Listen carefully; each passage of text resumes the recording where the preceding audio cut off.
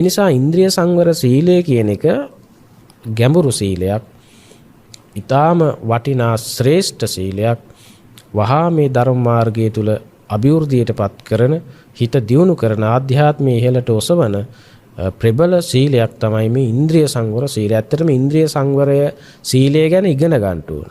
ඉන්ද්‍රිය සංවර කරන හැටි දැන හඳුනා ගන්න. කල්යාණ මිත්‍රයෙකුගෙන් මේ ඉන්ද්‍රිය සංවරය ඉගෙන ගන්න ඕන. ඉගෙනගෙන ඒ ඉන්ද්‍රිය සංවරය ප්‍රායෝගිකව ටික ටික වැටි හරි පුරුදු කරන්න ඕන. තමන්ගේ ඉන්ද්‍රිය අසංවරය තමන්ටම නුවණින් හඳුනා ගන්න පුළුවන් කියන්නේ ඒකම ලොකු දෙයක්. එතකොට තමන්ගේ ඉන්ද්‍රිය අසංවරය දැනගන්න නුවණින් ඉන්ද්‍රිය සංවර කරනවා මේ විදිහට. ඒ විදිහට ටික ටික මේ ඉන්ද්‍රිය සංවර සීලය දියුණු කරගත්ත කියන්නේ සිල්පද ටික ගැන ආයි බලන්න දෙයක් නෑ, ඉබේම ආරක්ෂා වෙනවා. ඒ නිසා ඉන්ද්‍රිය සංවර සීලය කල්යාණ මිත්‍රයෙකුගෙන් ඉගෙනගෙන ඒක ප්‍රායෝගිකව අපි ඒක පුහුණු කරන්න ඕන, පුරුදු වෙන්න ඕන. ඒක පුරුදු වුණාට පස්සේ ඉන්ද්‍රිය අසංවර වෙනකොටම Tamanට සිහිනුවණින් ඒක අවබෝධ වෙනවා, සංවර කරනවා. ඉන්ද්‍රිය එතකොට Tamanගේ සියලුම ප්‍රශ්න අභ්‍යන්තරයේ ගොඩ නැගෙන්නේ බාහිරයට ඇඟිල්ල දික් කරන්නේ නැහැ. ඉන්ද්‍රිය සංවර කරන පුරුදු කරන කෙනා, ඉන්ද්‍රිය සංවර කරන කෙනා Taman තුලින්මයි ප්‍රශ්නය අවබෝධ කරගන්නේ, ප්‍රශ්නෙට හේතුව. දැන් අපි ද්වේෂසිතත් ආවොත් අපට අපි චෝදනා කරන්නේ ඇඟිල්ල දික් කරන්නේ බාහිරයට. බාහිර කෙනෙකුට තමයි බනින්න ගහන්න දොස් කියන්න විවේචනය කරන්න අපි උත්සාහවත් වෙන්නේ. මේ තමන්ගේ කන අසංවර වෙලා, ඇස අසංවර වෙලා, ඒවා සංවර නිසා මෙහි අවිජ්ජා දෝමනස හටගෙන මේ විඳවනවා. ඒකට හේතුව දකින්න අර බාහිර පුජ්‍යලේ. අන්න බලන්න, ඉන්ද්‍රිය අසංවර වුණාම ප්‍රශ්නෙට හේතුව බාහිර කෙනෙක් අල්ලගන්න. ඉන්ද්‍රිය අසංවර වෙනකොට අවිජ්ජා දෝමනස පාපී ධර්ම පහළ වෙනකොට මට මෙතන මානසිකාර්යයේ වැරදුන නිසායි මට හිත වැරදුනේ. අන්න එහෙම එයා ප්‍රශ්නේ තමන්ටමයි දාගන්නේ හැම ප්‍රශ්නයක්ම. ප්‍රශ්න බාහිරට ඇඟිල්ල දික් කරන්නේ නැහැ. තමන් තුලින්මයි දෝෂයේ හේතුව දකින්නේ. එතකොට ඉන්ද්‍රිය සංවර බලන්නේ මොන තරම් වටිනා ශ්‍රේෂ්ඨ සීල ගුණයක්ද මේ ඉන්ද්‍රිය සංවර සීලය කියලා කියන්නේ. එතකොට මේ ඇස කන නාසය දිව ශරීරයේ මන කියන මේ ආයතන අසංවර වෙන්නෙම මගේ මෙතන මට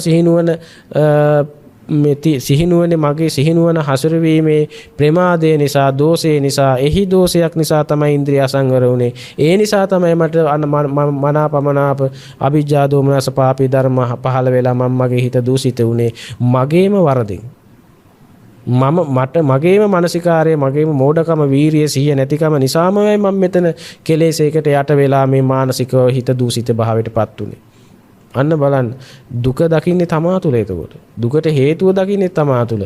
මේක නිදහස් වෙන්න නම් මම මේ මානසිකාරය වෙනස් කරලා මම මෙතනින් ගොඩ එන්න ඕන. මේ බාහිර කෙනෙකුට දොස් කිය විවේචනය කළ ඉඳලා හරියන්නේ නැහැ. තමන්ගේ ඇතුලේ ගොඩනැගිච්ච ප්‍රශ්නේ බාහිර හේතුවක් නිසා නෙවෙයි.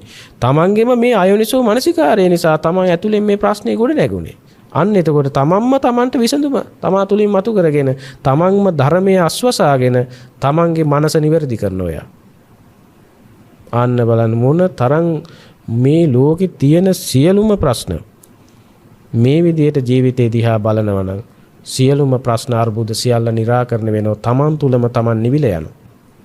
ඉතින් අන්න ඒ වගේ මහා ශ්‍රේෂ්ඨ සීලයක්, උතුම් සීලයක් තමයි මේ ඉන්ද්‍රිය සංවර. ඇත්තටම ඉන්ද්‍රිය සංවර සීලය අපි පුරුදු කරන්න ඕන. පුරුදු කරලා ප්‍රායෝගික කරලා අපි ඒකේ අස්වැසිල්ල ඒ ඉන්ද්‍රිය සංවරයේ තියෙන ධර්මයෙන් ලබන රැකවරණය ඇත්තටම අපි ලබා ගන්න ඕන. ඒක ලබා ගත්තොත් අපට මහා ලාභයක්, මහා යහපතක්. අපට කවදාකවත් බාහිර ලෝකේ ප්‍රශ්න නෙවෙයි, මනෝමයෙන් මනස තුල ඇත්ත නොදකීමත් එක්ක ගොඩනැගෙන ප්‍රශ්න ටිකක් මෙතන තියෙන්නේ. බාහිරින් විසඳුම් එයාට නැහැ. එයාගේ ප්‍රශ්න වලට බාහිර විසඳුම් නෙවෙයි තියෙන්නේ. තමා තුලින්ම තමන්ගේ සත්‍ය දැකලා ප්‍රශ්න निराකරණය කරගෙන ඉන්ද්‍රිය සංවරයට යා ගොඩ නැගෙනවා. ඉතින් අන්න ඒ නිසා පින්වත්නි, මේ ඉන්ද්‍රිය සංවරය ඒ විදිහට ඥාන දර්ශනයකට අවදි වෙලා ඉන්ද්‍රිය සංවර කරන්න පුළුවන්. ඒ නිසා තමයි අර දස්සනා පහතබ්බා කියන එක පෙන්නලා තමයි ඊට පස්සේ තමයි ඉන්ද්‍රිය සංවරය පෙන්වන්නේ. ඉන්ද්‍රිය සංවරයේ මුලට දාලා දස්සනා පහතබ්බා කියන දෙවෙනියට දැම්මනම් සම්පූර්ණ මේක කරන්න බෑ. දස්සනා පහතබ්බා මුලට දාලා තමයි සංවරා පහතබ්බා කියන ආදී වශයෙන් මේ ප්‍රතිපදාව පැනෙව්වේ. එතකොට දර්ශනයටපත් වෙච්ච කෙනාටයි ඉන්ද්‍රිය සංවරය කියන එක ගොඩනගන්න පුළුවන්කම තියෙන පහසුවක් ගොඩනගන්න. නැත්තම් මේ ඥාන දර්ශනයක් නැතුව මේ ස්කන්ධයන්ගේ ඇතිවීම නැතිවීම නුවණ දකින්න නැතුව සංකත පටිච්චසමුප්පන්න භව ගොඩ හඳුනන්නේ නැතුව කවදාකවත් මේ ඇහැ කන නාසය දිව ශරීරයේ මන සංවර කරන්න බෑ. ඉතින් අන්න ඒ නිසා ඒ ඥාන දර්ශනය හඳුනා ගන්න ඕන. ඒක අපි දේශනා කරලා තියෙනවා. එතකොට කනට ශබ්දයක් ඇහෙනකොටත් එතන අනිත්‍ය වශයෙන් සංකත පටිච්චසමුප්පන්න වශයෙන් ඉපද නිරෝධේ වශයෙන් බලලා කන සංවර කරන්න පුළුවන්. නාසය දිව කය සංවර කරගන්න පුළුවන් ඒ විදිහට. එහෙම නැත්නම් සමතාරම්මණයක අපි හොඳට පුරුදු කරනවා. භාවිත බහුලීකృత කරලා යානාවක් වගේ හොඳට සමත කමඨහනක් වැඩුවාමත් ওই ඇලීම ගැටීම පාලනය කරන්න පුළුවන්. ඒක සංසිඳිලා යනවා. එතකොට සමත කර්මස්ථානයක් අපට දිගින් දිගට භාවිත බහුලීකృత කරාමත් මේ ඇලීම් ගැටීම් බොහෝ දුරට දුර වෙලා ඉන්ද්‍රිය සංවරය ගොඩ නැගෙනවා. අපි හිතමු මෛත්‍රියම වැඩුවයි කියලා. සතර ඉරියව්වේම කෙනෙක් මෙත් වඩනවා. මෙත් වඩලා අන්න එතකොට යාගේ අර බාහිර රූප කෙරෙහි තියෙන ඇලීම ගැටීම කියන එක සමනය වෙලා යම් කිසි ප්‍රමාණයකට මේ ඉන්ද්‍රිය සංවර සීලය අතුල ගොඩ නැගෙනවා. බුදු ගුණ වැඩුවත් එහෙමයි. මරණය ගැන හිතුවත් පටික්කුල මානසිකාරය කළත් ඒ සමතාරම්මණයක් භාවිත බහුලීකృత කරාම එයා තුල ලොකු ඉන්ද්‍රිය සංවරයක් මේ අරමුණේ ඇලෙන ගැටෙන ස්වභාවය ගොඩාක් දුරට යටපත් වෙනවා. එතකොට අන්න ඒ විදිහට සමතාරම්මණයක් දිනු කරලත් මේ ඉන්ද්‍රිය සංවරය කරන්න පුළුවන්. හැබැයි අර ඒක තමන්ට නිට්ටාවටම එහෙම නැත්නම් ඒක සැබෑම විදිහට ඉන්ද්‍රිය සංවර ගොඩ නැගෙන්නේ අර දර්ශන ඥානයට අනුව මේ අරමුණේ සිට සත්‍ය ගවේෂණය කරලා අරමුණේ සිට බලගැන් වෙන විදිහට අරමුණේ සිට බලගැන් නැති විදිහට නර නිස්සත්ත්ව නිජීව ශුන්‍ය කියන අනාත්ම ධර්මතාවයට එළඹීම ගොඩනගා ගන්න පුළුවන් නම් අන්න එතන තමයි සාර්ථකම ඉන්ද්‍රිය සංවරය ගොඩ නැගෙන්නේ. මොකද දර්ශන ඥානෙ නැතුව ඉන්ද්‍රිය සංවරය කරන එක අපහසුයි. දර්ශන ඥානෙන් යුක්තව තමයි ඉන්ද්‍රිය සංවරය ගොඩ නගන්න ඕනේ. ඒක තමයි සාර්ථකම ක්‍රමවේදය. එතකොට ඒ වගේම අපිට පුළුවන්කම තියෙනවා දැන් අපි හිතමු ශබ්දයක් ඇහෙන තැන අපිට ඇහි මට්ටමට අපට ලෝභ දේශ මොහ අලෝභ දෝස සමෝහ අවිජ්ජා දෝමනස්ස කොට නැගින්නේ නැහැ. දැන් ඇහෙන් රූපයක් දැක්කයි කියලා රූපය දකින අවස්ථාවේ අවිජ්ජා දෝමනස්ස නැහැ. ශබ්දය ඇහෙන අවස්ථාවේ අවිජ්ජා දෝමනස්ස නැහැ. ඒ පාපී ධර්මයේ මේ මට්ටමේ නැහැ. ගන්ධ සුවඳ දැනෙන තැන, රස දැනෙන තැන, පහස දැනෙන තැන අවිජ්ජා දෝමනස්ස එකපාරට එන්නේ නැහැ. ඒ ඇහැට දැක්ක රූපය මනේන්ද්‍රිය මනසින් අරමුණු කරගෙන අතීතාවර්ජනයකට ගිහිල්ලා අයෝනිසෝ මනසිකාරයේ යෙදিলা අර මනෝ රූප චිත්ත රූප මට්ටමින් තමයි අවිජ්ජා දෝමනස් ඒ මනසට පේන රූපේ එළියේ තියෙනවා බාහිරේ තියෙනවා කියලා මනසිකාර කරමින් තමයි අවිජ්ජා දෝමනස් කියන පාපී ධර්ම මනේන්ද්‍රිය මට්ටමේ මනෝවිඤ්ඤාණ මට්ටමින් ගොඩ නැගෙන්නේ. එතකොට ඇහි හටගන්න සිතේ අවිජ්ජා දෝමනස්ස නැහැ. කනේ හටගන්න, නාසයේ දිවේ කයේ හටගන්න ඒ සිත්වල ලෝභ දේශ මොහොත් අලෝභ දෝස මොහොත් නැහැ. ඒක ඒ හිතේ කිලිටි වෙන ස්වභාවයක් නැහැ. කර්ම නැහැ, කෙලෙස් නැහැ, අකුසල් නැහැ, කුසල් නැහැ. ඒ මට්ටමේ.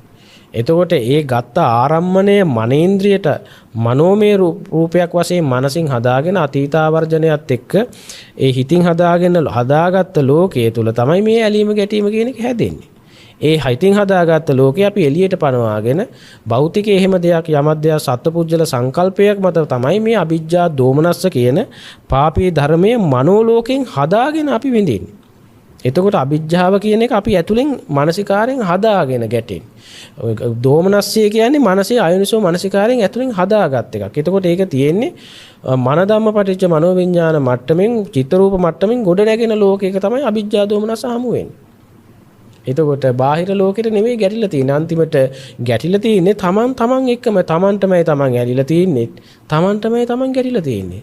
තමන් එක්කමයි තමන් මනාප වෙලා තියෙන්නේ. තමන් එක්කමයි තමන් අමනාප වෙලා තියෙන්නේ. අන්තිමට බැලින්න. ඔන්න ඔය විදිහට මනෝමය මට්ටමේ චිත්තේන නියති ලෝකෝ හිතින් හදාගත්ත ලෝකයක මනාප අමනාප හදාගෙන ප්‍රියාප්‍රිය හදාගෙන සාපේක්ෂය හදාගෙන ඇලීම් ගැටීම් දෝමනස්ස පාපී අකුසල ධර්ම හදාගෙන තමන්ම විඳවන එකක් තමයි මෙතන තියෙන්නේ. ඔන්න ඔය ක්‍රියාවලිය යම් කිසි කෙනෙක් හඳුනාගත්තොත් දැකගත්තොත් අවබෝධ කරගත්තොත් මෙතෙන්ට ඇලෙන්න දෙයක් ගැටෙන්න දෙයක් නැති බවයි එයා අවබෝධ කරන්නේ. අන්න එතකොට යා මේ රූපේ කෙරේ, ශබ්දේ කෙරේ, ගන්ධේ කෙරේ, රසයේ කෙරේ, පොට්ටබ්බේ කෙරේ, ධර්ම කෙරේ හිතන ක්‍රමවේදයේ බලන කෝණය එයාගේ අවබෝධය ගොඩ නැගෙනකොට ඒ කෙරේ අවිජ්ජා දෝමනස සංසිඳිලා ආන්නේ කෙනාට පුදුමාකාර විදිහේ ඉන්ද්‍රිය සංවරයක් පිහිටනවා. ඒ ඉන්ද්‍රිය සංවරයේ පිහිටන්නේ අර ඥාන දර්ශනේ මත. ඉතින් ඔන්න ඔය විදිහට තමයි පින්වත්නි මේ ඇස සංවර කරන්න තියෙන්නේ. කන සංවර කරන්න තියෙන්නේ. නාසය, දිව, කය, මනස සංවර කරගන්න තියෙන්නේ. දැන් ඔය විදිහට අපි දැන් ප්‍රායෝගික ජීවිතයට ඔක ගලපාගෙන ඔබ හොඳට බලන්න මනසේ මනාපමනාප අවිජ්ජා දෝමනස ගොඩ නැගෙන විදිය ඉස්සෙල්ලා. ඒක ඉස්සෙල්ලා මේක හැදෙන විදිය දැනගන්න. ඒකට බාහිරින් විසඳුම් හොයන්න යන්න එපා. මනසේ මේ අවිජ්ජාව කොහොමද, මනසේ මේ මනෝභාවය මනසේ හැදෙන්නේ කොහොමද කියලා ඉස්සෙල්ලා හොයන්න, ගවේෂණය කරන්න. ඊට පස්සේ අවිජ්ජා දෝමනස හැදෙන්නේ කොහොමද? ඒ අවිජ්ජා දෝමනස නැති වෙන්නේ කොහොමද මනසේ? අවිජ්ජා දෝමනස කුම ප්‍රත්‍ය කරගෙනද මනසේ ඒ මනස දූෂිත මනෝභාවය, ඒ කළු සිටිවිලි, එහෙම නැත්නම් අකුසල සිටිවිලි, ඒ මනෝභාවය මනසේ හැදෙන්නේ කොහොමද කියන එක ඔබ ඉස්සෙල්ලා ගවේෂණය කරන්න, නිරීක්ෂණය කරන්න. ඊට පස්සේ ඒ අවිජ්ජා දෝමනස්ස දුරු වෙන්නේ කොහොමද මනසින්? ඒ අවිජ්ජා දෝමනස්සයකටපත් වෙන්නේ නැතුව මම කොහොමද රූපේ බලන්නේ? එහෙම උත්සාහ කරන්න. ප්‍රිය අප්‍රිය රූප ශබ්ද අහන්න.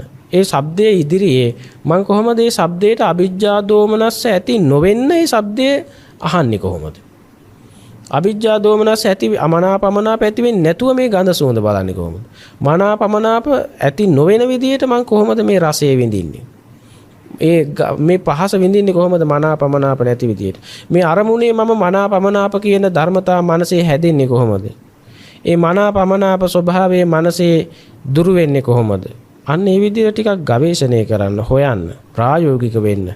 අන්න එතකොට ඔබට මේ ඉන්ද්‍රිය සංවරය සහ ඉන්ද්‍රිය අසංවරය කියන ධර්මතා දෙක හොඳට Tamanට මේක අසංවර වෙන්නේ මෙහෙමයි, සංවර වෙන්නේ මෙහෙමයි. අසංවර වුණොත් මෙහෙමයි අසංවර වෙන්නේ, අසංවරයේ ආදීනවේ මෙහෙමයි. සංවර වෙන්නේ මෙහෙමයි, සංවරය කියන්නේ මේකයි, සංවර භාවයේ ආනිසංස ලාභයේ යහපත මෙහෙමයි. එතකොට සංවර අසංවර භාවයේ ගොඩ නැගෙන්නේ මෙන්න මේ හේතුඵල ක්‍රමවේදයට අනුවයි. මේ දර්ශනය තිබුණොත් මෙතන සංවර කරන්න පුළුවන්. මෙතන මට නුවණ මෙහෙව ගන්න, සිහියලව ගන්න බැරි වුණොත් මෙතන මට හිත වරදිනවා, අසංවර වෙනවාමයි. එතකොට අන්න ඒ විදිහට මෙතන Tamanට දැක්මක් තියෙන්න ඕන. ඔන්න ඔය විදිහේ දැක්මක් ඇති කරගත්ත කෙනෙකුටයි මේ ඉන්ද්‍රිය සංවර සීලය ප්‍රායෝගිකව පුහුණු කරන්න පුළුවන්කම තියෙන්නේ. එහෙම දැක්මක් නැතුව, අවබෝධයක් නැතුව, ධර්මඥානයක් නැතුව, සිහිය අසතිය දෙක වෙන් කරගන්න බැලුව, යෝනිසෝ මනසිකාරය අයෝනිසෝ මනසිකාරයේ වෙන් කරගන්න බැරුව ඉන්ද්‍රිය සංවරයක් කරනවා කියන එක නම් බොරුවක්. ඒ නිසා ඉන්ද්‍රිය සංවර වුණාම ඔබේ කය වචනය සංවර වෙන හැටි, ඉන්ද්‍රිය අසංවර වෙනකොට කය වචනය අසංවර වෙලා දුස්සීල භාවයේ ගොඩ නැගෙන හැටි, සීල ගුණේ රැකෙන හැටි, මේ හැම දෙයක්ම ලොකු දැක්මක්, අවබෝධයක් එනවා. ඉතින් අන්නේ නිසා මේ ඉන්ද්‍රිය සංවරය අසංවරය පිළිබඳව හොඳට දැනගන්න ඕන, අවබෝධ කරගන්න ඕන. ඒ යෝනිසෝ මනසිකාරය අයෝනිසෝ මනසිකාරය තේරුම් ගන්න ඕන. ඒක තේරුම් අරගෙන ප්‍රායෝගික වෙලා අපේ ජීවිතයේ මේ ධහම ගලවගෙන ඉන්ද්‍රිය සංවර සීලේ ප්‍රායෝගිකව ඔබ දියුණු කරන ඔබට වැටෙයි. ඔබ හැලහැප්පිලි ගොඩ නැගෙනවා. අවිජ්ජා දෝමනස්ස මනාපමනාප එනවා මනස. ඒක ස්වභාවයක්. හැබැයි ඒක ගොඩ නැගෙන හැටි ඔබට ප්‍රායෝගිකව ඔබ දැක්කොත් ඒක සංවර කරගන්න ඔබට පුළුවන්. ඔබ සංවරය ප්‍රායෝගිකව පුහුණු කරනකොට ඔබේ හිත වේගෙන් ආධ්‍යාත්මය වැඩෙන්න ගන්නවා. ඔබ සීල ගුණේ වේගෙන් වැඩෙනවා. ඔබේ මනස වේගෙන් නිවැරදි වෙනවා. ඔබේ ආධ්‍යාත්මයේ වේගෙන් වැඩෙනවා. චිත්ත සමාධියේ වේගෙන් වැඩෙනවා. අවබෝධයේ වේගෙන් වැඩෙනවා. ඔබ වහා ධර්ම අවබෝධයටපත් වෙනවා. එතකොට ඔබට පුළුවන් ඔබව පාලනය කරන්න, ඔබව දමනය කරන්න පුළුවන්. ඔබ තුල ලොකු ශික්ෂණයක්, සංවරයක්, සංසිඳීමක්, මානසික සමබරතාවයක් ගොඩ නැගෙනවා. ඔබට ඒක මේ ආර්ය සත්‍ය අවබෝධ වෙන්න ඒ ඉන්ද්‍රිය සංවරය කියන එක පුදුමාකාර විදියට උපකාර වෙනවා. ඒ නිසා ඔය මේ පින්වත් හැමදෙනාට මේ බණ ටික ඉන්ද්‍රිය සංවර සීලේ ගොඩ නගාගෙන මේ ගෞතම බුද්ධ ශාසනය තුල ආර්ය සත්‍ය දකින්න මේ ඉන්ද්‍රිය සංවර සීලය ගැන දේශනා කරපු මේ කෙටි අනුශාසනාව මේ පින්වත් හැමදෙනාට මහෝපකාරී වේවා කියලා අපි මෛත්‍රියෙන් ආශිර්වාද කරමින් ප්‍රාර්ථනා කරනවා. සියලු දෙවියන්ටත් මේ පින් හිමි වේවා. පින්වත් හැමට දෙවියන්ගේ දැහැමි රැකවරණයේ දේව ආශිර්වාදයේ සැලසේවා. දෙවියෝද මේ පින් අනුමෝදන්ව සාන්ත නිවනින් සැනසෙත්වා කියලා දෙවියන්ටත් පින් දෙමු. ලක්වැසි ජනතාවට, ලෝවැසි සියලු ජනතාවටත්, කෝටි 800ක් පමණ වාසය කරන සියලු ලෝවැසි ජනතාවටත්, අපා දෙපා සිව්පා බහුපා සියලු සත්වයන්ටත් අපේ මේ මහා පින්කම ආශිර්වාදයක් වේවා. ලෝකයාට ශාන්තියක් වේවා කියලා ලෝකයාට සෙත්මෙත් ප්‍රාර්ථනා කරමු. හැම දිනාටම තෙරුවන් සරණයි.